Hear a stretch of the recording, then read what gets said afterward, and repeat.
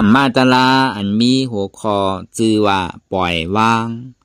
ขอไว้เมื่อวันที่10 เดือนอัโทเบอร์ปี2023ปีพุทธศาสนา2-5 ปาก6-16ว่าตีวัดอนัตตาวิปัสสนากรรมฐานหนองเขียวเวียงตาขี้เหล็กเมืองไตปลดออกคง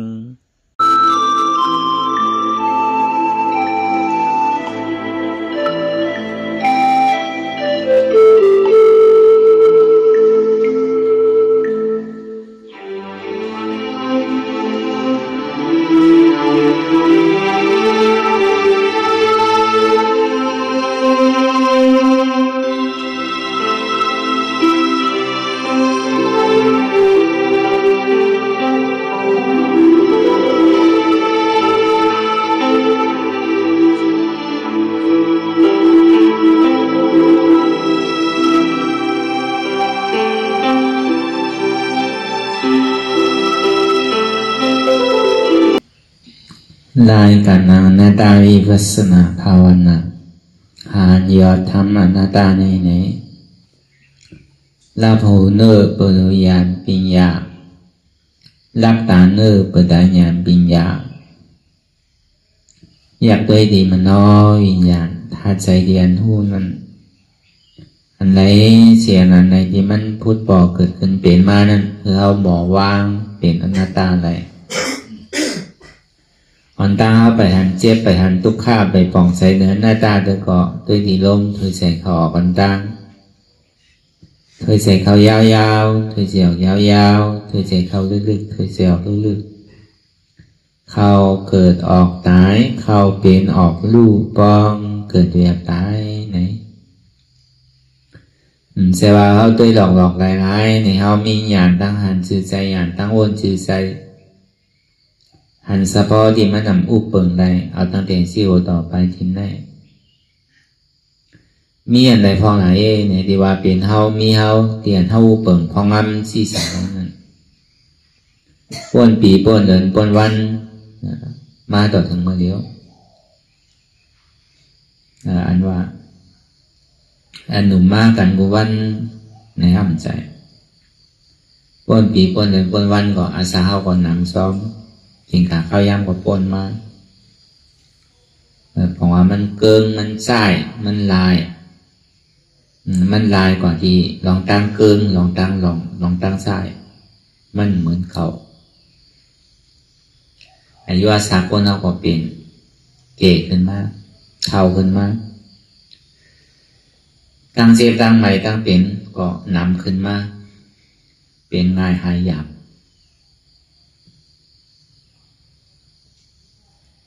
กำเนิดสุดมาเนี่ยก็ปนตั้งตายหลันเขาพิมานหน้าคนตายก่อนนั้นเนี่ยมันเป็นที่แนวที่อ่ะปนมากี่เพราะว่าจาดปันในศาสนาเปลี่ยนเท่าอะไรเกิดเท่าเป็นตายมานั่นหูกระหืออ่านนับคับอะไรอันที่มีที่เท่ายามอยู่ยามเศร้ามีที่ไปโยสร้างแก้วเนี่ยมีในโลกคุณสมบูรณ์ที่เป็นเนี่ยเอาเข็มแป้งมาทั้งหลายก็เป็นไปโยสร้างแก้วเสียงกองถูกเข้าในซุ่มเรือร้อยวีผงละตั้งสูงมันสูงนั่นทำก่อนอันเท่าไรเกิดตัวตายมานั่นอ่านนับข้าป้อมไรวะนะป้าเป็นเจ้าอ่ะได้ยินได้ถ่อมบอกกันในกล้วยก็โปลีอิ่มดีเบื่อที่ใครมุงมองใครเกิดใครเท่าใครตายอย่างดีๆเนี่ยไปอิ่มไปเบื่อไปชานเดือห้าเนี่ยพาเป็นเสาเนี่ยที่เปิดหลงมาด้านเนี่ยก็คนเอาเนี่ยมันโดดได้มีนั่นน่ะสังเกตลองตั้งอิ่มเบื่อจานเปลี่ยนเท่าเป็นอยู่ลองตั้งสังเกตลองตั้งหิมะเมาในสังพี่ลองเจอเคยเปลี่ยนเท่ามืดเกยอยู่นั่นในสังต้องตัวเขานั่นในสังเนี่ยอันเท่าไรทั่วไรยากได้หันได้หูมานั่นเนี่ยเพราะว่าเป็นแห้งสังเวกาเนี่ยมันดีให้เขาอิ่มให้เขามีลองตั้งคัดใส่กูตาดีใดเกิดเท่าเป็นท้ายนั้น สองพวกนี้ลองตั้งกูเย่าเนี่ยก็สองที่มีลองตั้งคัดใส่ว่าปีให้ถือปีป้นในลองตั้งเกิดเท่าเวียนตายเนี่ยสองวันที่มีอยู่ห้าเนี่ยเมื่อนั่นมาจากนี้หู้กาขันหู้กาขันชื่อละหู้กาขันศาสนาศาสนาเนี่ยสอนอะไรเด้ๆยืงซูพุทธศาสนายืงซูพระเป็นเจ้านั่นมันเจ้าใครเข้ากว่าเขาที่ไหนบางพอเขาถอมหมดเสียตาก็มันป่องถอมตั้งซ้ายก็ออกตั้งขวาแล้วก็บอกว่ามันมีอย่างสังเวกาคนเราบอกมันมีอย่างสังเวกาเนี่ยมันก็ป่องมันเดียวอ๋อทุกข้าผ่านใสเราตั้งเกิดเท่าเป็นตายก็บอกว่ามันมีไรเต้เป็นไรเต้ไรปลาเป็นเจ้าสิ่งที่ห้องมาทำใช่ว่าเฮาลาลีลำวางใส่เหมือนพระเป็นเจ้าห่อมาเนี่ยห่ออันนี้คืออาชาติสังสาราเนี่ยนะอาวิจาปัจจยาสังขาราเนี่ยก็ว่าอันนับคำเลยอันนี้ก็อาชาติอันนั้นเลยเกิดเท่าเป็นตาย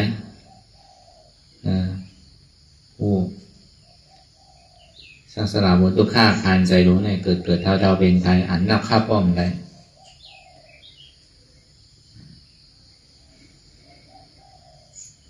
แต่ก็บอกว่ามันมีเต้เลยมันเป็นไรเต้เลยพระเป็นเช้าสันติห้องมากตอนของตัวพระเป็นเช้านี่ก็ยังว่าแต่นั้นเป็นเช้าบารมีลงก่อนเอินเท่าเนี่ยเป็นเจ้าบารมีในที่ช่างดีการคือของโม่ตีนำโดยเสหมื่นปุนแสนปุนล้านปุนอ่ะอันเท่าไรตายเกิดอันนับคำไรนั่นก็วันนั้นได้ถอนในยี่นอกันให้ก็เขาก็ดูอิ่มดูเวอร์เล่าเนี่ยดูซาเนี่ยเอินเท่าหันเทไฟลองตั้งเกิดเท่าเป็นตายในห้องวันนั้นละพยายามเนี่ยปองหันเทไฟอันเท่าไรมาเกิดมาเท่ามาเป็นไม่ตายเนี่ยมันเป็นเทเป็นไฟใครเกิดใครเท่าใครเป็นใครตายเอาเนี่ยป้อมใครเกิดใครเท่าใครเป็นใครตายเอาเนี่ยก็หายานการที่พวกน้องตั้งเกิดเท่าเป็นตายอย่างการที่เกิดเท่าเป็นตายเนี่ยเป็นวิปัสสนาเนี่ยเป็นอนัตตาเนี่ยปล่องมาความใจเขาปล่องมาปล่อยวางอัตตาเนี่ยหยาบไว้ทำไว้เบียกไว้เตียงของหน้าบทที่ติ๊กอัตตานั้นอนัตตานั่นอะไรมันนับในก็ปล่อยวางไปสิ่งอันวาวก็จะได้ปล่อยนำก่อนมันจะว่าอันนักมันอัดพอตัวเนี่ยมันอับวาวก็การลึกๆเนี่ยมันนักเลยเสียเอาแบบตัวก่อนลองใส่นั่นพอตัวเนี่ยอาศัยเรียกได้ก็การนักเหลือเท่าแบบก่อแบบมากในก่อนก็เนี่ยพอปล่องความใจเอาได้เนี่ยก็มันปล่องมาปล่อยว่างการปล่อยว่างเนี่ยมันเป็นพาว่างเป็นสิ่งอันบาลองสังเสก็เย่าหยาเดี๋ยวมันพุทธออกมาในตัวในใจในยุบนามขันธาในที่เขาบอกปล่อยภาว่างมันหมดสิ่งหลอกอัตตาตั้งหลอกไว้อัตตาตั้งไหนเดี๋ยวมันดีจับก็ไว้อยู่กาวาการเป็นนั่นก็เบอร์เป็นเก่าก็เบอร์เก่าเป็นก็เบอร์เก่ามีก็เบอร์มีเก่าอันที่เขาเวียกไว้ตึงบันเวียกตั้งแต่เกิดมากกว่าเขาเวียกง่ายกว่าเวียกตัวเขานั่นนะเวียกขันธาของเขานั่นนักก็อยู่ในต้องคุดคุยไว้ไปอยู่ไปใหญ่แล้วมันจะไปอยู่ไปเล็กนะก็แต่พอใหญ่เอาในเกิดขึ้นมาในทำนอนหงายเนาะจังเพื่อนจังเพื่อนเมื่อใครกินแก่ห้องให้ถึงกินเนี่ยอยู่ไรก็ว่ากินเนี่ยหรือขี้โดยเยี่ยวน่ะอยู่ไรมันจะใครแก่ก็ในว่าเป็นนั้นมากเนี่ยก็ย่ำจังเพื่อนเนาะถึงกินข้าวยำเต็มเดินมากเนี่ยไกวจะดีเพื่อคอมน่ะก็เดิน2 เดือนมากก็แต่พวกบนหอดก็มันสักสายนึงนั่นน่ะเพราะว่าเนี่ยมันแก่นมันนักหนาลูกนอนงายถึงวันก็มันก็เจ็บหมดหนึ่งเก่าอยู่ก่อนนั่นกองนักตัววันนั่นแต่เดือตัวเขาว่าก็นักเอาน่ะก็ให้ถึงที่เขาใหญ่เป็นลูกอ่อนขึ้นมาเป็นลูกอ่อนเป็นว่าเป็นสาวมากเนี่ยก็ ต่อถึงเตียนเอาต่อเฮิรนมากกว่ามันเบียกขาละเบียกอันเตียนลองตั้งที่ซับกับว่าเปลี่ยนเฮามีเฮาเนี่ยมันก็พุทธก่อขึ้นเปลี่ยนมาลอยๆพอใหญ่เฮาตัวมามีปีหยาตั้งหูมีนาหอต่อเฮิรนมาเนี่ยเปลี่ยนเก่าเก่าเป็นปอเสาเฮิรนเก่าเป็นเมเสาเฮิรนเก่าเป็นกูเก๋กูก้างกูแสนเก่าเป็นอุปถาเก่าเป็นเมขาวเก่าเป็นวุ้นเจ้าใช่ไหมเก่าเป็นคุณวันคุณเมืองคุณโลกัมพาเก่าเป็นคุณทีคุณช้างปุ่นเก่าเป็นนั่นก็ได้อยู่มาเป็นเก่าเป็นเก่าเฮ็ดเก่าเตะเก่าช้างไว้เฮิรนหลังในเฮิรนหลังในสวนหลังในวานเมืองหลังในที่อยู่ด้านเศร้าที่ไหนเป็นเก่าเฮ็ดเก่าเตะเก่าช้างไว้ต่อถึงเมืองผีเมืองช้างต่อถึงโลกัมพาถึงเรือนถึงล้าวพุ่นต่อถึงเมืองผีเมืองช้างพุ่นผีก็ว่ามันเฮ็ดหนังเก่าช้างก็ว่ามันเฮ็ดหนังเก่าก็ในเก่ามีเนี่ยเก่ามีลุงน้องแต่เป้น้ำเก่ามีปีน้องน้ำเก่ามีเจอมีเคินน้ำเก่ามีองศาเงินคำน้ำเก่ามีปีหยาตั้งหูเก่ามีลุงน้องแต่เป้น้ำเก่ามีหวานมีเมืองเก่ามีเหลือมีเหลาเก่ามีโลกัมพาเก่ามีเมืองผีเมืองช้างพุ่นมีโหเก่ามีมือเก่ามีโตเก่ามีใจเก่ามีเจ็บเก่ามีผัวมีเมมีลูกมีหลานอันนี้แน่เป็นของนักเรียนเขาเรียกไว้เรียนมันที่เจ้าก็เต็มหมอเย่าหมอสุดหมอเสียงอย่างพวกนั้นตั้งแต่เขาความมาต่อถึงมือเดียวต่อในต่อถึงตายมันเย่าการนี้มันเย่าอีกพวกเขาจะได้เรียกไว้นิดที่อยู่หึงก็แค่เรียกน้ำพอหึงมาเนี่ยก้นเอาขึ้นมาอันแจ้งสอยเอาขึ้นมาเพื่อนคนน้ำมาโลดก้าคนน้ำมาลูกหลานคนน้ำมาโน้อกใจแต่หนาคนน้ำมาโน้ใช่ว่ามีน้ำในเปี่ยมใช่แค่ทุกข้าคนเราสามวันมีโอกาสพวกของเงินขั้นนำมาลูกหลานก็ไหนลูกหลานท่านนำก็ในก็เป็นร้านก็ในก็เป็นที่อยู่ด้านเศร้าก็นำมาลูกหลานท่านก็นำมาพี่น้องเสื้อเพื่อเขาก็นำมาอันนั้นมันเป็นการดีแผ่ขึ้นมาแบบนี้นะพอแผ่ขึ้นมาแบบนี้เนี่ยก็เหมือนลองตั้งไม่ใส่เด่นเขามีลองตั้งไม่ใส่ใจติดใจซับใจเปี้ยนไว้อยู่ยึดยับกับมันไว้นั่นเป็นห้องเวียหักไว้ว่าเวียหักไว้นั่นบอกว่ามันปล่อยว่างนั่นมันยึดยับกับมันไว้ตั้งแต่เขาหูความมาต่อถึงหรือเขาบ่ใหญ่เขาบ่เท่าเขาบ่จำดีตายมากเลยเขาเวียเมาตั้งแต่เกิดออกมาจากที่มาเนี่ยพอปล่อยใหญ่เวียออกมาต่อถึงวันมือเดียวสังวะก็บอกว่ามันเวียมาเข้ายามถึงเลยดีครึ่งกลางเลยว่างเลยเนี่ยมันก่อมนักตัวว่างไม่หนังก็กล้วยกะเขาพึกไว้ดีเลยเสียไว้พึกว่างไว้ดีเสียแล้วกล้วยพึกว่างนั่นพอถึงเข่งขาเข้ายามมาเนี่ยดีว่างมาเนี่ยครับมันว่างเลยแต่ว่าทำไมการเจริญวิปัสสนาเนี่ยเขาพึกแต่ดีว่างปล่อยว่างแต่ปล่อยว่างเนี่ยที่อย่างในห้องปล่อยก็บ่เข้ายามไว้ที่อย่างในห้องว่างเนี่ยก็บ่เข้าเบียกไว้พวกหัวเบียกไว้ก่อนนักพวกหัวยึดไว้กับไว้เนี่ยก็ไม่ใส่ก็ในพวกเขาปล่อยว่างเนี่ยเขาก็เว้าเขาก็มีดองตั้งใจที่ใจจับใจแปลนเหมือนเขามีโคของไอ้ใหญ่ไว้หนึ่งเชื่อหนึ่งลองอยู่ในตัวเขาเนี่ยเขาดีกว่าดีไรเศร้าดีไรเมื่อดีไรก็ไม่ใจไว้โกมันหายเอาชิมเอาแค่ไม่ดีโกจังโตหายโกจังลืมตีเหมือนเขามีของอีกอย่างหนึ่งเชื่อหนึ่งลองมันมีลองตั้งใจที่ใจจับใจแปลนไว้กว่าทั้งหลายก็เป็นอันไม่ใจก็ในพวกของเดียนเขาปล่อยภาวะในมุดสิ่งเชียงเนี่ยกว่าดีไรเศร้าดีไรก็มันมีลองตั้งไม่ใจการปล่อยว่างไว้นั้นมันลึกนะเพราะว่ามานั่นมันเหมือนเขาคืนร้อยเดียนเขายามฮ้อนะเหมือนเขาคืนร้อยจันสูงไว้นี่การดีเวียกของนักเรียนมันมีอาโจสังนั้นอันนี้ดีโกเลยเพิ่นเวียกของเรียนมันมีอาโจนั้นอย่าวิเชลายหนูเข้าใจ ซึ่งภาวะแบบโมโมเสียงแบบของที่มันมีอาโจนั่นบอกสักหน่อยเป็นทางแบบแบบล้อผ้าแบบล้อซ่าแบบโมห้ามาหน้าตีที่อันนี้มันดีแบบไปอันนั้นมันดีอ่อนเท่าลงตั้งแต่มันเปลี่ยนมาหินลงอันเท่าดีขึ้นร้อยซ้ำเอามาหินเตียงไว้ดีกับใจทางกลมหูเตียงไว้ให้ทางกลมหูมาหินหน่วยนั่นตัวเจ้าก่อห้างก้อยเราก็ขยับซ้ำดีแบบมาหินมาเปิงเตียงมันนั่นล้อผ้าล้อซ่าโมห้ามาหน้าตีที่ในกิเลสนั่นมันเหมือนเข้าแบบมาหินดีมันมีการมีคันอย่างมีการมีคันอะไรอีกเพราะเป็นนั้นในแหวกขึ้นแหวกคืนแล้วในมันซ้ำจังพานมันเหมือนหนังเรียกแลสแนกนั่นเหมือนหนังเรียกแลเมเรียกนั่นมันตีกันไว้ตื้อก็มันยังตีอยู่เพราะเป็นนั้นดีให้เหลือกำนึงซื้อมาประมาณมนดีมากปักกิ่งตกลอยขึ้นห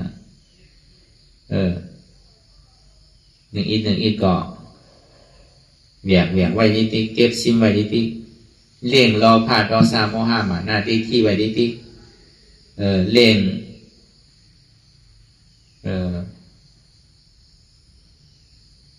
อิสามิสริยาไว้ดิเนี่ยก็บอกว่ามันดีม้วนใหญ่ๆไว้มันมาหินม้วนเหมือนมันคัดม้วนไว้มันใจมาหินดีแล้วก็มาหินหลีไม่เป็นมาหินรอพาดรอซาโมห้าก็พวกใกล้แหวกนั่นไว้เนี่ยพอขึ้นร้อยกวนเอาในโลกโลกาเนี่ยหัวมันตึงมีหลงตั้งดีกว่าตั้งนะหัวตายในจันในตึงดีกว่าจันนะมันตึงดิ่มปอกขึ้นตั้งหลังจากปนมาหนังเขาใจขึ้นดีมาเป็นอยู่เมื่อนังปัจจุบันนังก็หัวก็ตายก็มันกว่าตั้งนาเลยตั้งจานนาเขาว่าหัวมันตึงดีเปลี่ยนตั้งนาเปลี่ยนตั้งจัดนาไว้มันบอกขึ้นจัดหลังก็วันนั้นเนี่ยพวกแหวกกว่าเย้าเนี่ยมันเหมือนเขาขึ้นร้อยพวกเราเนี่ยมีเป้าหมายกันบุก็ว่าในศาสนาอะไรเพื่อกับเป้าหมายเนี่ยมันติ่มเหมือนกันเป้าหมายมาศาสนาเนี่ยก็มันเยื่องสู้ถึงเมืองผีเป้าในต่างศาสนาก็มันเยื่องสู้ถึงเมืองสารเมื่อหนังเป้าหมายของศาสนาพุทธะเนี่ยเยื่องสู้ถึงนิพพานที่นั่นกัน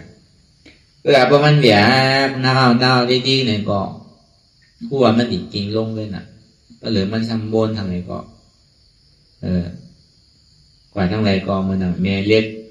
มันแสดงมันดูดเอาเรียกที่กันเปิงแตกมันก็เท่าอันเท่า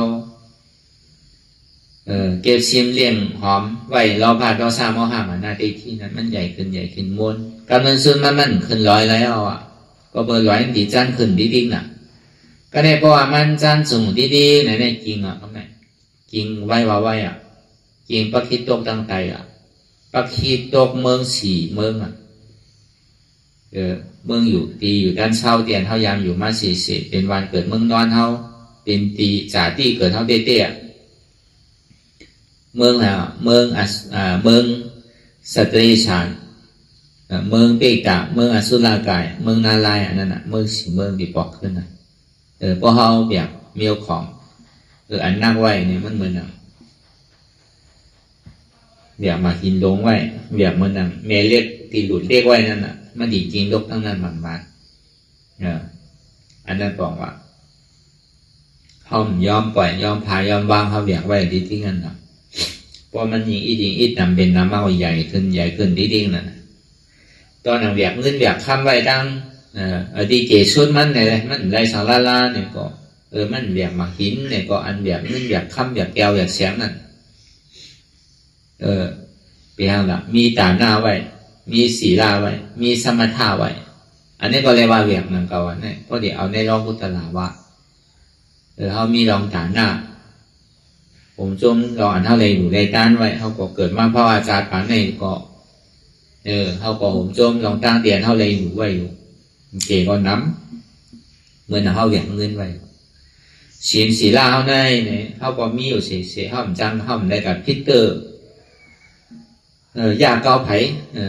ศีลในมันหมานไม่เสียในผมจมเตียนไรมีศีลไว้ก็ตอนหนังศีลได้เนี่ยก็เหมือนหนังมีคำไว้ว่ามีคำหอยไว้หนังเก่าว่าเหมือนโก้เท่าเนี่ยเหมือนกันหนังเก่านะ มันมีเหมือนกันเนาะมาพอเข้ากว่าวัดกว่าว่างกว่าดูกว่าด้านเนี่ยก็เขาหอยเงินหอยค่ำเนี่ยต้นแต้มที่เช่นนั้นน่ะหอยแก้วหอยเฉียงที่นั่นน่ะเขาก็ผัดปูเข้าไรเนาะทีเดียหอยเงินหอยโพยองหอยค่ำหอยเฉียงเดียมันมีการขันหรือค่ำมันมีการขันหรือเงินเนี่ยมันก็เหมือนเช่นนั้นกับเขาว่าเป็นต้นแต้มมันเหมือนมันติดจับกับตัวเข้าไว้ว่ะเพราะกว่าเติกมันเนี่ยพวกมันหอดกว่าถึงดีกลางร้อยเอาเนี่ยนี่ก็มันก็ยังสังใจอยู่นั่นเก่าอ่ะเงินนั่นยังสังใจนั่นเก่าอ่ะลองฐานหน้านั่นเตียนเท่าไรอยู่ในยินปันนั้นลองสินสีล่านั่นนี่ก็นั่นเก่าเหมือนคำว่ะถ้ามีการพันเลยอันมีแรงเงินนั่นว่ะก็เบอร์สีเนี่ยมันแม่หรือเสียนลองตั้งหลุตั้งตันอันเมียหรือสีเนี่ยทำเป็นสมาธิไรสมาธิให้การภาวนารับตาภาวนาให้ดูใจนิ่มตัวนิ่มอันนี้มันเหมือนมีคำไว้ว่ามันก็ดีเหมือนกันนั่นแหละมันก็ยามไรอยู่ในต้านไว้เสียตัวกะเจ้าเก่าเกิดเป็นก้นมานั่นมันก็ห่มจมกันนั่นแหละเขาเลยดูเลยต้านแล้วก็พอใจเอาเนี่ยพอเดี๋ยวในเราพุทธลาวาเด้เนี่ยก็ยังตึกเวียกไว้เพื่อเวียกต้านดีก็หนังเก่าก็แปลงปองมาเวียกคนหนังเก่าเขาเลยมีสินสีล่าไว้เอาเนี่ยก็เวียกต้านดีหนังเก่าเขาเลยมีสมาธิไว้เขาเลยสมาธิเลยปฐมสารดุติยสารจตุธาสารเขามีสารกะลาไว้มันใครมาเข้ายามเลยก็เขาดีเข้าสารกะลาอันนั้นก็มันหนังแบบแก้วแบบเสียงมันมีโคยองเยตนาแก้วเสียงมันมีการขันมันหนังแก้วเสียงมันหนังเสียงกึ่งเมืองนั่นเก่าอันใดสมาธินั่นก็เวลาพอถามว่าเวียกว่าเวียกว่าเก่ามีอะไรก็มันเวียกมันโกว่ามีว่านั่นก็ก่อฮอดถึงดีเมืองแต่ยังไงนั่นในติดกลุ่มมีอันแจ้งสอยในจะนี้เวียกไว้ว่าอันของโลกกัมพานั้นก็ในบอกในรอพุทธลาวาในซ้ำคือปล่อยว่างสอนคือปล่อยว่างกูเจอกูลองการสังเสก็เย่าอย่าเปลี่ยนเท่าไรให้ไว้นั้นลองตั้งผู้โศกลองตั้งรอผ่าก็สร้างโมหะมาหน้าเด็กที่นั่นสอนหัวมันเป็นหมักหินหลงมันเป็นกวนเล็ดหลงอย่าไปเวียกไว้นาอีดอนนึงก็อย่าไปเสียร้ายมันอย่าไปคลายตัวเขาเนี่ยมันเหมือนอย่างเมเล็ดเหมือนอย่างแสลกอันน่ะว่ามันว้วนกล้ามเนื้อมันหลุดกล้ามเดียวป้องกันอยู่จำหิมเล็กเหมือนคนหลุดกล้ามเดียวดีโกนเอาแปรแล้วแสดงลงโดนนั่นน่ะความยึดมันถือมันย่าแปรมันเนี่ยอย่าไปเอาไว้มือหลุงเอาเพิ่งมันเหมือนไปหู้เนี่ยก็อาศังมันแรงง่ายนะเพราะวนกำเลยเพราะมันอับจ่ออับเปี่ยวนะมันดีนั่นเอาย่าแปรแล้วแสดงนั่นเมเรียกอันนั้นทุกแปรแล้วสอนเช่นนั้นการปล่อยว่างนั้นพอเห็นที่ไหนที่อ้วนที่ไหนที่ใครที่ไหนที่เรียกมันเมี้ยวไหนที่นั่นเนี่ยมันที่อ่อนเขาลงตั้งใจเนี่ยว่าตามันมีปัญญาสีปัญญาวาไว้นั่นนะ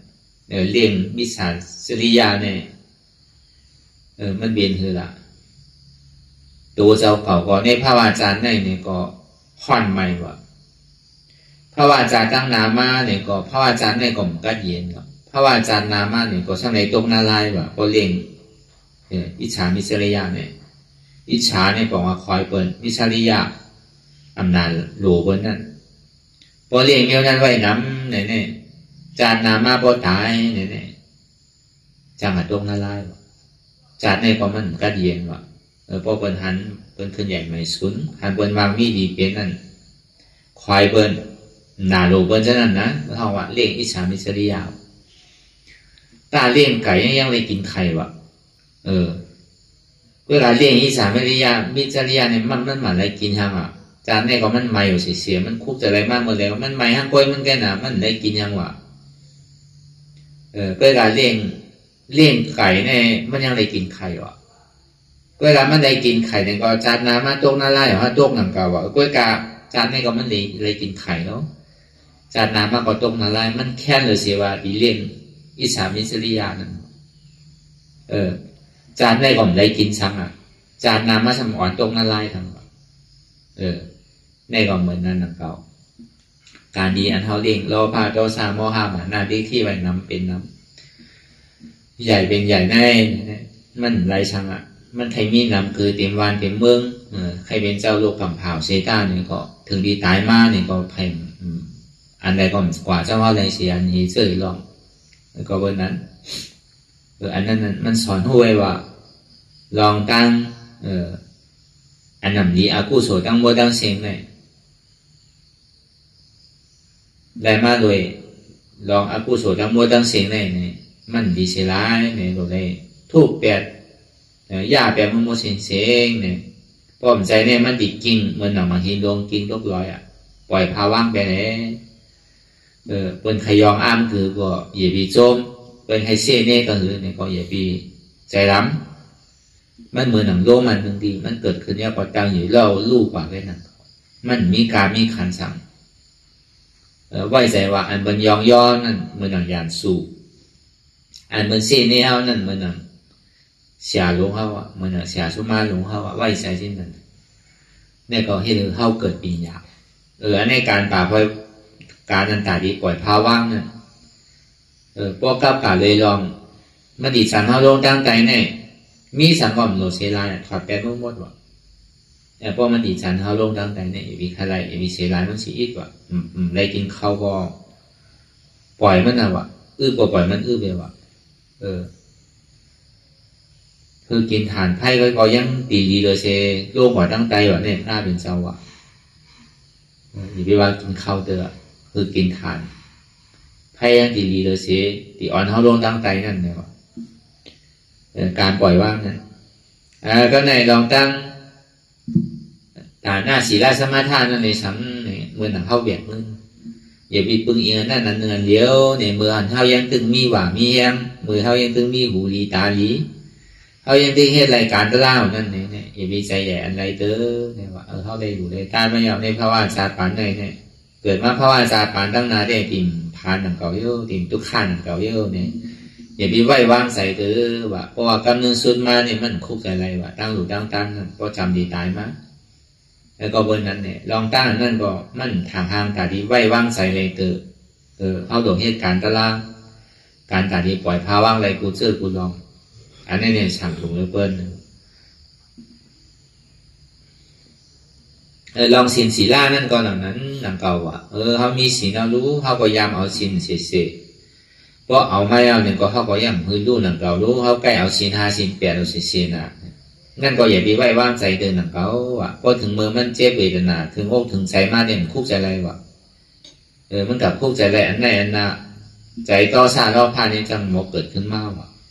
ศีลศีลาที่เขายามเฮ็ดมาปีเอาเข้าถึงในสังลืมหลังเก่า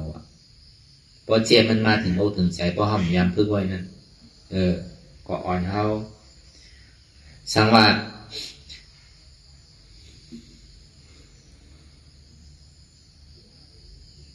ก็พยายามให้ดูลองสมาธิลองให้ดูตัวนิมใจนิมนั่นปฐมาดุติยาตานิยาสารเนี่ยก็พยายามอะไรยามทบมาอยู่ตายพอเติงมันนะเปลี่ยนสังเนี่ยอันนั้นก็มันใจหมอไว้ว่างใส่ในเตอว่ะมันหมอดูไว้ว่ะสมาธิน่ะกองใครดูเนี่ยไว้นะว่ะอันเป็นไรสมาธิเนี่ยดูว่ะก่อนนำนะเพราะเป็นวิปัสสนาเนี่ยมันดูอ่ะพอสมาธิเนี่ยไล่มาก่อนดูง่ายก็ว่ามันเปลี่ยนเต้มันนั่นน่ะแล้วก็วันนั้นเหมือนเขายังตึงมีหูดีตาดีอยู่ตึกกว่าอะไรมาอะไรอยู่ในเขาหลงคัดใจว่าการวิปัสสนาเนี่ยตอนนี้พอดีมาหูซื่อของมัวเชียงในการตั้งมัวตั้งเสียงดีว่ามันเป็นการเบียกไว้เชียงมันปล่อยภาวะมันเบียกของนักไว้มันกูอึบการดาราวิปัสสนาเนี่ยมันซ้ำซ้อนปล่อยว่างมันซ้ำกูว่าพอปล่อยว่างได้ดิ่งมีทางกินเยอะเนี่ยอันใดก็ว่าคือปล่อยว่างหมดเนี่ยมันก็ไม่ใช่ว่างถึงวันถึงเดือนถึงปีก็ไม่ใช่เอาว่างสุกข้าวเป็น2 ชั่วโมงเลยพึกว่างไว้เนี่ยหนังเขาเพราะว่าไอ้2 ชั่วโมงกว่าเนี่ยใครเอาเนี่ยก็เอาใครเนี่ยก็ว่นถึงพอสุดปักสุดเปิงกล้ามเหมือนกันนะ กุยการเมื่อเอาเหตุการณ์ล่าในข้าวดัง2 ชั่วโมงนั้นอันไหนมันพูดบอกเกิดขึ้นเป็นมานั่นเนี่ยก็เขาปล่อยติว่างตินำว่างในนำคือหือเขาปล่อยในนำคือเขาจุนนำคือมันซ้ำแต่เก็บซิมความเข้าไว้นำแค่นั้นมันจะจุนหลายๆนะปียพระเป็นเจ้าเขาสอนเท่าไหร่อันเขายำห่อไว้นั่นนะพระเป็นเจ้าก็ธรรมะเขาเนี่ยมีอย่างปียมันจะปล่อยว่างเนี่ยใจปล่อยว่างโดยมีปีญาใช่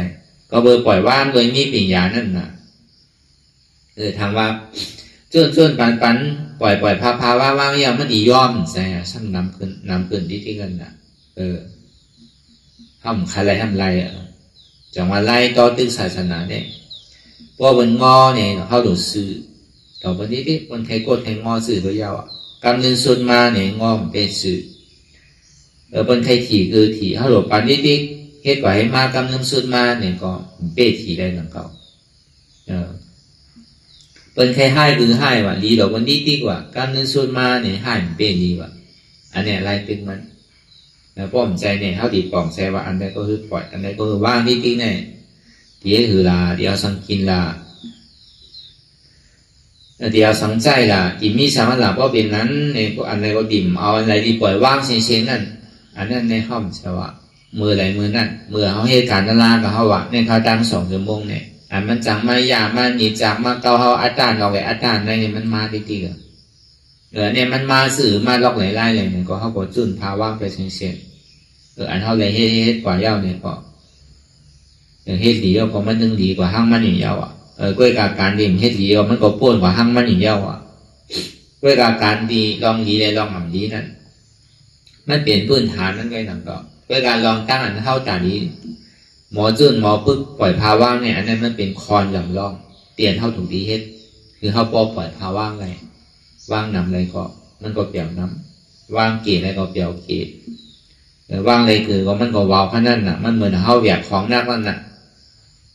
มันนั่งไหนเนี่ยก็ซ้ำใครแหวกที่ก็รางวัลนั่งของที่แค่น่ะแหวกซ้ำใจว่ากว่าตั้งซื้อซ้ำขึ้นลอยที่รถเนี่ยมันใจว่ากว่าอะไรตั้งซื้อรู้ซ้ำตึ้งแหวกไอ้ซ้ำขึ้นลอยก็นักได้หรอกเลยหรอกเพราะเป็นงานดีได้ให้ถือดีได้ว่างนั่นน่ะเพราะว่างก็เบาผ้าเบา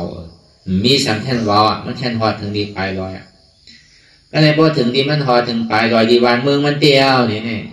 อันนี้มันปล่อยพาว่างไรเตี้ยมันเป็นอาโจจ้าโมตังสิงเนี่ยมันเกิดขึ้นบ้างมันเหมือนอย่างตัวปฏิสาใครใดสั่งก็พูดออกมาเหมือนเขาไก่แอววันแอวเมืองเหมือนนั่นน่ะเขามีไวป่านไว้เขากัดทุกอะไรก็ไรมั่วเหมือนเขาที่เอาคู่เอาเงินอะไรกว่าจอมตาจอมตังกูว่าก็กว่าเมืองในเมืองนั้นมีเงินใจเนี่ยเขาทำเอาเก็บซิไว้ในตัวเขา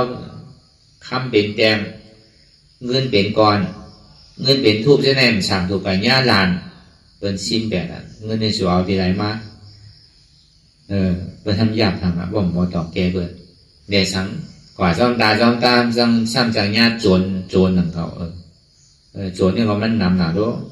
กำโจรตั้งหูกำโจรตั้งตากำโจรตั้งหูหลังกำโจรตั้งโซกำโจรตั้งโตกำโจรตั้งใสน่ะโจรเนี่ย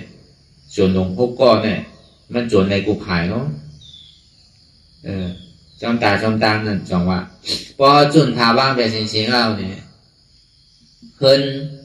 เอาว่าเปิงแต้มมันเพื่อนหูเนี่ยนะเขาว่า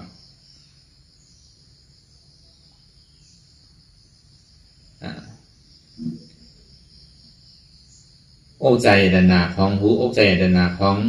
ตาโอ้ใจดนาของหูหลังโอ้ใจดนาของเลี้ยงโอ้ใจดนาของตัวโอ้ใจดนาของใจนั่นเข้าปล่อยพาว่างเข้าติดเจ้าครับเข้าเอาเก็บซิมไว้ในหูในหางในหูหลังในศพในตัวพอเก็บซิมไว้ในหูเก็บซิมไว้ในตาเก็บซิมไว้ในหูหลังเก็บซิมไว้ในศพเก็บซิมไว้ในตัวเก็บซิมไว้ในใจในโจรหลงมันติดเขาว่าโจรในเฉยโจรให้หลงเขาก็เนี่ยกำโจรตั้งหูกำโจรตั้งตากำโจรตั้งหูหลังกำโจรตั้งศพกำโจรตั้งตัวกำโจรตั้งใจเนี่ยเขาสังดีไม่ใจทั้งตีเป็นเราตั้งทุกข้าเหลือไม่ทั้งจังหวะ ในการแก่อันเท่ายางตั้งกว่านั้นเนี่ยก็ยังจะมีโจรให้ไปโจรเท่าเสียมีเก็บมีหลังตาดีทิ้งซิมเอาโคของเท่าไรในก็วันนั้นเนี่ยอันไรเสียนอันที่มันพูดบอกคือขึ้นเป็นมานั่นเขาจุนแบบมันหมดพาเสียงเขาหลบกว่าเขาถึงดีเมือง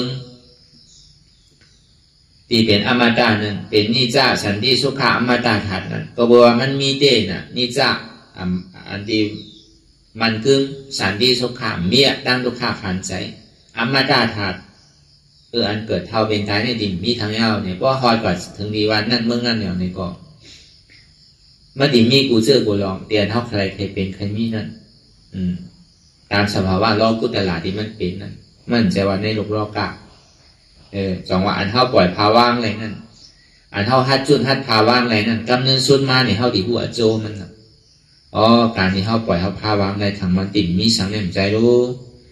เพราะเป็นนั้นเนี่ยพอจุนหนูกูเจอกูลองเนี่ยกำเนิดสุดมาเนี่ยเท่าดีกับทบพายเอาละอันใดก็เอามันติมีอายะสารนั่นแหละเพราะเขาตายกว่าเอาปีเอานอกเส้นนั้นเอาปอเอาเมเมาลูกเอาล่างเอาปัวเอาเมเส้นนั้นอันใดก็จุนโอ้ใจแต่หนาอันใดก็ทำเอาหัวก็เอาขาก็เอามือก็เอาตัวก็เอาใจก็เอาเพราะเป็นก้นก็ตายกับเป็นก้นที่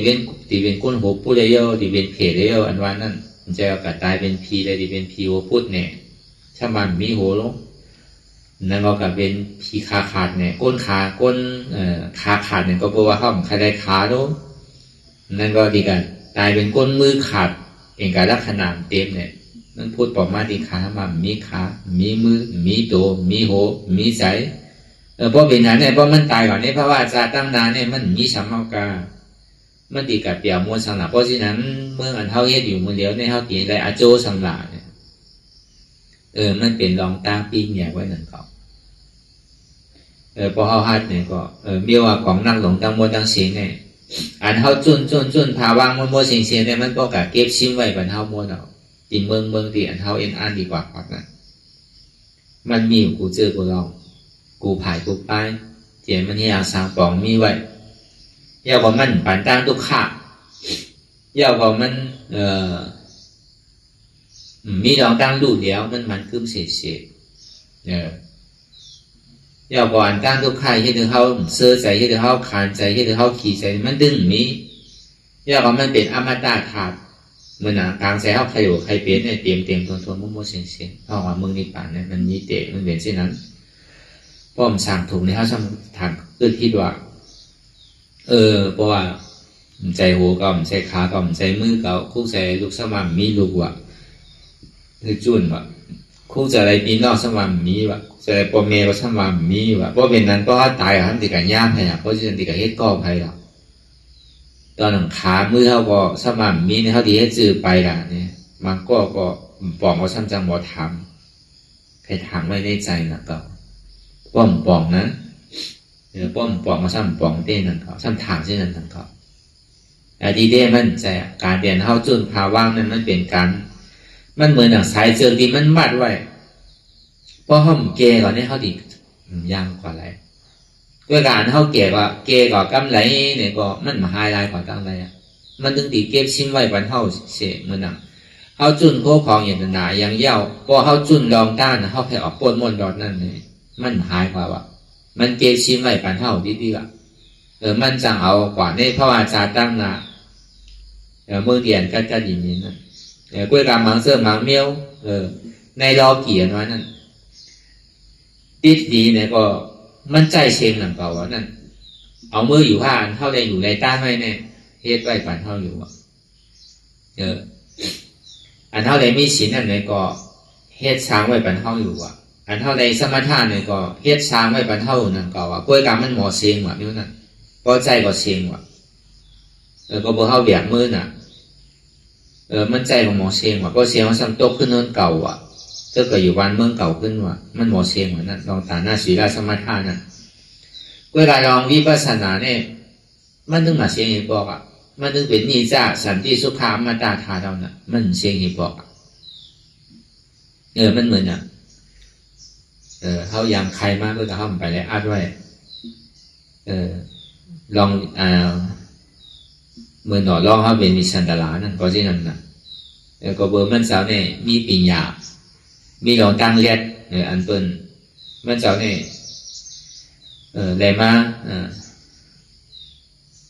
เปลี่ยนจาสุดท้ายนี่ก็ว่าอันสร้างบารมีนั่นเจ้าวิสันตระนั่นสร้างโดยตาหน้าบารมีดูตานคึกตอนเหลือเพิ่นทั้งหมดทั้งเสียง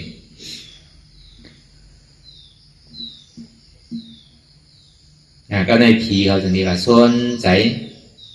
ขาวานก้นเมืองก็ในเมืองกะหลิงกะลาด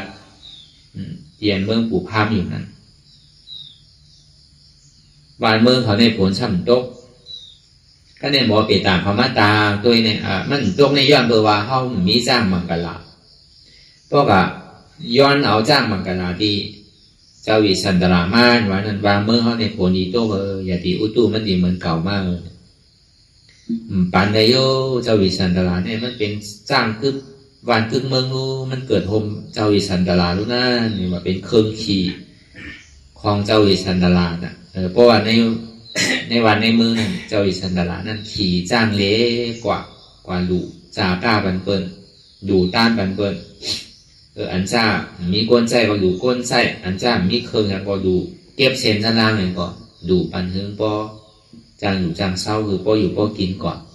เฮ็ดจีในอยู่เสียเขาก็ว่ากะจ้ามด้วยเนี่ยมิวเจ้าวิสันตราเนี่ยเปิ้นสร้างบารมีปุญญาตาดีดูตอนหนังหัวใจเขาเนี่ยเขายังติดข้อกันไรบ่ไปย้อนเนี่ยว่าเดี๋ยวบ่เป็นเมื่อเขาอ่อนกันเมื่อเอาปงหน้ามาก12กอกพอไปย้อนเจ้าวิสันตราพอเจ้าวิสันตราก็ดูเต้จ้างนะมื้อเดียวในวันเมืองเฮาเมืองกะหลิงกะลาดเนี่ยผลก่อมโต้งย้อนบอกว่าผลโต้งเนี่ยตานที่ปลูกซ่อมเขาใช่ไหมลองกินลองวาใช่ไหมก็ไม่เปลี่ยนอันหยาบคือเต้ๆเนี่ยลองไปอยู่ไปเศร้าไปกินเนี่ยก็วันนั้นเนี่ยตีไรมาย้อนจ้างมากะละเจ้าเนี่ยกว่าตีวันดีเมืองเขาเนี่ยเจ้าอิสันตราก็ดูว่าเดียวพวกนั้นก็เอาเมื่อแรกเนี่ยยกลูกันพวกเขาปองเมื่อเดียวผลก็ตกเตะเพราะว่าเป็นผีผ่านช้างเฮ็ดกันนะแล้วก็บอกว่าใครแถมบางสร้างบารมีเจ้าวิสันตรานั่นนะถึงป้อหลู่ไรกูเจอกูร้องนั่นนะป้อมเป็นเช่นนั้นเนี่ยมันต้องเตะตีหลู่โอ้ใจแต่หนาพวกของเลยนู้อันนี้ก็เลยอยู่กว่าก็ได้ถึงดีกว่าอยู่ในป่าในเถื่อนยาวเนี่ยมีอยู่เขา3-4ก็พอมีดุจารีกันหายาก่อนเจ้าจารีนั่งกันหานั่งมัดที่เจ้าวิสันตราอยู่ในเถื่อนในห้วยอยู่มาข้าวยามถึงเมี่ยวลูอ่อนน่ะเมี่ยวอยู่ในเถื่อนในป่าได้ก็มันดีคือเหมือนอยู่ในวันในเมืองล่ะก็ได้จากนี้มีปุ่มหน้านั่นน่ะอันนี้ก็ว่าสนใจนั่งอมิตาตานั่นก็บอกว่าปอมันนั่นใกล้ๆเอาเงินปู่พามนั่นปู่พามนั่นย้อนก็ว่าย้อนมันมาเก็บเงินไว้สมองเงินมาผักไว้ดีปอนั่งอมิตาตานั่นการในเขาสมองใจเอาจ่ายเชียงกว่าเลยมีเงินแต่นั่นก็ไหนป้อมมีเงินแต่เน่าเนี่ยก็อาเอานั่งอมิตาตานั่นปันปู่พามกว่าปู่พามยาโจกนั่นเอาปันกว่าจุจกะปุ่มหน้านั่นเอาปันกว่าให้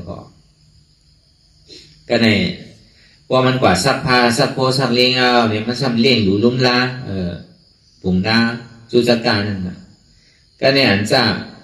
มีอันปุ่มหน้าเขาฉะนั้นซ้ำเป็นวันปุ่มหน้าอันมอไก่ย้อนกับคอมันนั่นแบบก็ในโผหอมคอยว่ะอารมณ์มีเขาเนี่ยตั้งแต่เขาอยู่กันมาในคำดุมเล่าอีกบอกเนี่ยว่ะป้อมเหมือนนางมิตรตาเนี่ยว่ะนางมิตรตาเนี่ยเป็นไรโผเท่าตัวนี้ลุ่มลาโผมันก็ต่างนั่นต่างเลยเนี่ยว่ะเขากับเสียกันเนี่ยมีเขาว่ะมีเขาก็การอะไรขึ้นตัวลุ่มลาเขาผมป้อใส่ว่ะเนี่ยย้อนเบอร์หน้ามิตรตามาเลยโผเนี่ยป้อมถ้าเขาเหมือนเขาเนี่ยว่ะก็ได้ป้อเป็นนั้นมากเนี่ยเขาคืนปองกันแต่ที่ให้ถึงมันอายนั่นถึงกับซักพาซักสังเอาเนี่ยก็เขาก็ว่าหั่งมันที่หั่งมันเนี่ยก็ก็เปิดโผเขานั่น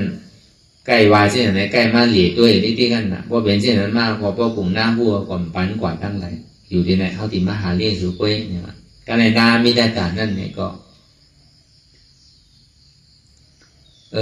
ที่ไหนได้หลายเนี่ยก็สุภาพเข้าเต้ได้สุกันลูกกับย้อนเอาลูกใจลูกยิงเจ้าอิสันตระเตียนออกกว่าอยู่ที่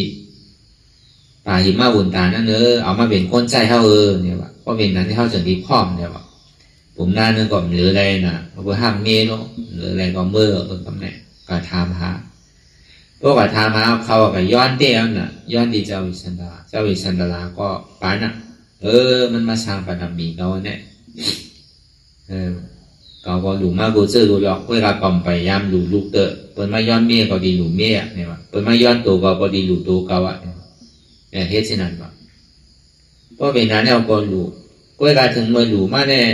มันก็เอาสายเจอมันก็เดียวอ่ะเวลาเจ้าวิสันดาเนี่ยมันเลียดซื้อเนี่ยมันเตรียมดีกว่าเตรียมดีไว้กันปู่พามว่าก็อันเป็นเจ้าซาลีในกาขันมันตกขันในนั่งกันหาในกาขันเนี่ยเพราะว่าติดคูดเอาขึ้นในตกขันในคำหลายก็หือจ้างมากก็หือเนี่ยมันมีไว้คือการทูดเอาพวกเมื่อการทูดเอาเนี่ยเขาเป็นปู่ซาลีกันหาเนี่ยในโจเนี่ยก้นใจก้นสังเขาเมื่อดีเต็มทนโวว่ามาว่าจ้างว่าที่ไหนก็เมื่อตีได้เต็มทนดูเอาเขาแบบให้ก้นใจก่อนไรเพื่อเขาดูมันเมื่อใครซื้อก็ย่อแต่เมื่อนะเนี่ยพวกเมื่อใครนั่นเนี่ยก็พวกเมื่อใครกับทูดเอาเนี่ยก็เอาดีเอาแน่กับปันกับบอกปันเนี่ยเดี๋ยวก็บอกว่าเจ้าวิสันดาเนี่ยก็บอกว่าหักลูกมันนะเพราะว่าที่เต็มมันเคยอยู่ในเถินในป่าเอาอย่างปียาใจนั่นนะก็ได้บอกว่าถึงในการเกเชนตั้งปีกว่าเมืองกะหรี่กะลาในเมืองเจ้าวิสันดาเขานั่นมันก็สองใจสองข้อมันว่าอ่านดีปอกขึ้นมือตีหน้าอมิดาดาก็ในซัมมี่อย่างมาโซนใจมันหูซัมเมอร์ดีเมืองเจ้าวิสันดาเขาเพราะว่าเขาในเมืองเอาเนี่ยก็เขาก็พูดว่าเป็นร้านเขาเมาน่ะเขาก็เอาลีเอาสังกับว่านี่ก็มันก็ทูเหลาเตี้ยพอทูเหลาเตี้ยก็เลี้ยงไปมันกินอีเมื่อปุ่งหน้านั้นเขาก็เฮ็ดท่าเฮ็ดขาไปมันต่างเขาก็เบอร์มันเป็นทิ้งทุ่มเลยเนี่ยเขาก็ทูดเอาเหมือนนั่งเจ้าวิสันดาว่ามานั่นน่ะปู่เขาหน้าเขาก็ทูดเอาเป็นม้าเป็นจ้างเป็นโวเป็นก้นใจเป็นโอจาเงินคำในทูดเอาปันเลี้ยงมันกินอีมากินป้นตีป้นตั้งในจ้องก็แตกมันอันนี้เขาว่าปุ่งหน้าก็เบอร์เจ้าวิสันดานั่นอีดูลูกมันนั่นน่ะมันจะเดียจุนลูกกว่าก็เบอร์เคยเหมือนอยู่ในวันในเมืองเมื่อวันลูกคุณน่ะร้านคุณน่ะปู่หน้าชั้นเดียวเมื่อเนี่ยใครก็มีเยี่ยอะไรหนังเก่านะคุณวันอะไรเมื่อไรก็เป็นดินพร้อมหนังเก่าเพราะเขาดีเอาตัวหยาดเลยที่เมื่อเป็นคาใจเนี่ยก็ชื่อก็เป็นดีกับทูดออกมากเขาก็เอากับเฮ็ดอะไรหนังเก่าเจ้าวิสันดาเนี่ยมันเจ้าได้ที่วุ่นหลายเชื่อหลายรองกันก็ในสองมาเนี่ยจ้างกะหลิงกะลัดในเมืองกะหลิงกะลัดนั่นเนี่ยเป็นมาเอาจ้างกว่าเนี่ยก็นั่นนำเก่าในเมืองกะหลิงกะลัดเนี่ยมันเป็นเมืองที่อันมีอาณาอำนาจโกนก่อนน้ำซื้อก่อนน้ำก็คำปันในปฏิมาตึกเอาเมืองเขาน่ะปฏิมาตึกเอาก็ย้อนดีกันไรเนี่ยกูบอกเนี่ยย้อนจ้างมาโน้ป้อมปันจ้างเป็นมาตึกเอามือหนังเมื่อต่างเนี่ยในเมืองเชียงใหม่เนี่ยมันมีจ้างเพิ่มในเมืองไทยเนี่ยในเมืองเชียงใหม่เมื่อป่วนมาหา6 ปากปีเนี่ยมีจ้างเพิ่มว่าก็ในกุณเอาคำอนอยถาเตรียมดีมากว่ะจ้างเนี่ยเอามาปันเท่าแร่เนี่ยว่ะเท่าอะไรเนี่ยว่ะคำปันว่ะคุณเอาคำมันย้อนมาคำปันว่ะป้อมปันเอาซึ่งมาตึกเอาก็เหนียวพอมาตึกก็เป้เด้พอเป้เด้ก็เอาจ้างในมือมึงมันอย่าว่าเอาปลาโกนในเมืองไทยในมืออยู่หลายเมืองไทยในพวกคืนเป็นเมืองมันปอกหนึ่งเมื่อกินกับข้าวยำนั่นก็บอกว่าจ้างบังกันละจ้างเผิงเนี่ยก็อะไรเกิดวันในเมืองอะไรก็วันเมืองนั้นไม่ดีขึ้นใหญ่เหมือนซุ้งตีมีอาณาอำนาจเป็นยุ่งกันที่นั่นหรอตั้งแต่เมื่อก่อนเราตั้งมามันเป็นเจ้าปารามีมันเป็นกึกปารามีของคุณเอาคำก้อนนั่นเมืองนั่นเลยว่าอันนี้ก็เหมือนกันหนังเก่าพวกคำปันเอาวันนี้มาตึกเอาก็กาเลยปันอันนี้เขาว่าลองตั้งเนี่ยเท่าไม่การตลาดในก่อนนั้นนั่นก็เขาอย่าไปเสียร้ายจุดอะไรจุดนิดอย่าไปเสียร้ายมันตีเป็นของดีดูดีตัวอะไรไม่เป็นของตู่ของเน่า ต้องตัวเขาในกว่าด้วยอย่าไปเสียร้ายจุนติภาวะติมันมีกามีขันสังมันเบื่อเนี่ยตึกกว่าอะไรไปอะไรตึกร้านอะไรแกมีกามีขันป้อมร้านอะไรไปอะไรมาเนี่ยคนผมใครเลี้ยงก็อยู่ที่ไรก็เพราะเขาเก๋มาแล้วก็หาตุกหาหลานเขาก็เปิ่นใครเลี้ยงเขาเปิ่นใครตัวเขาเพราะเขาหมออุบหมอนาดเนี่ยเปิ่นดุมลาเขาเต้ก็นิ่งกันไม่ลุกน้ำก็นิ่งกันกว่านิ่งกันมามือพอเป็นอีเดมเป็นสังนางเก่าพอเป็นน้ำมาอ่านหุบอยู่เดินมาได้เปิ่นขำได้ใช่ไม่ลุกน้ำก็มือหลุงเอาปึ้งนั่งเงี้ยเขาตัวใหญ่ให้กว่าให้มันนิ่งกันนะพอเขามีหมวยน้ำก็มีลุกน้ำก็เช่นนั้นนะเขาสัมพอหักเห็นกันเนาะลุกนั่นก็ในปันเก๋ก็ในปันน้ำก่อนเป้ตัวได้ผู้ว่าเพราะปันน้ำนะของมันเป้ตัวด้วยอันนี้มันเป็นทุ่งสางพ่อแม่มันก็โดดได้เป็นเช่นนั้นด้วยนะกล้วยกาก้นอันเป้ตัวนั่นก้นอันเป้ตัวนั่นก็โดดได้ปันน้ำมิดเหนือก้นหรือกำวายหยาบนั่นก็ได้ถึงเมื่อเป็นมาได้เนี่ยเมียว่าลูกเข้าน่ะก็เป็นก้นใจเนี่ยก็กะเอาเมียเป็นใจเมียก็เป็นลูกยิงเนี่ยก็กะเอาโคเป็นใจโคพอเป็นนั่นมาเนี่ยก็ถึงเมื่อก้นเท้าเป็นมาเนี่ยมันปั่นเนี่ยมันเพียงกันก้นอะไรน้ำมันเลยหรือมันลุ่มลาเนี่ยมันไรอ่ะมวยน้ำโลกเนี่ยนะอันเท่านี้มันไรช่างเนี่ยเท่าที่กับตัวยังเนี่ยก็จังมีกำนำกันตีว่าเสียงเต็มใจหนังเขามันก็ดีฮักก็ฮักเนี่ยก็ดีหาดีว่ามันมีก็มีอยู่ปากหนึ่งก็โดยการก้นอันเป็นที่นั้นเนี่ยมีอยู่99ก็พอเป็นที่นั้นเนี่ยเป็นเขาก็หันมาใจตาด้วยเนี่ยอันเป็นที่เอาจากพวกของคำแจกหน้าแจกให้แจกสนปันขาเนี่ยถึงเมื่อเปลี่ยนมาเนี่ยก้นอันใดเกี่ยเนี่ยคำว่าใครตัวตือก้นอันใดน้ำเนี่ยที่ก่อให้มาพิดกันพี่น้องมันก็ด้วยนากันในถึงดีพ่อแม่พ่อตายพอให้มันด้วยนากันในพิดกันโจดุโจล้านพวกนั้นอีกคนเราอำไว้โอ้ของเงินขั้นเลยก็จังว่าเมื่อเอานางการนั่นละเนี่ยจุดไหนคือจุดติ๊กอย่าไปเสียร้ายเพราะเขาพื้นไว้ที่ไหนเนี่ยเขาก็ตีปึงดีเขาเนี่ยมีสังเตเนาะโดยสิพระดาจาราสังขะเตียนเขาในเฮ็ดในเกี่ยอันดีปึงอิงเขาเลยเต้เขาตีกลุ่มกระหักตัวโกตายเลย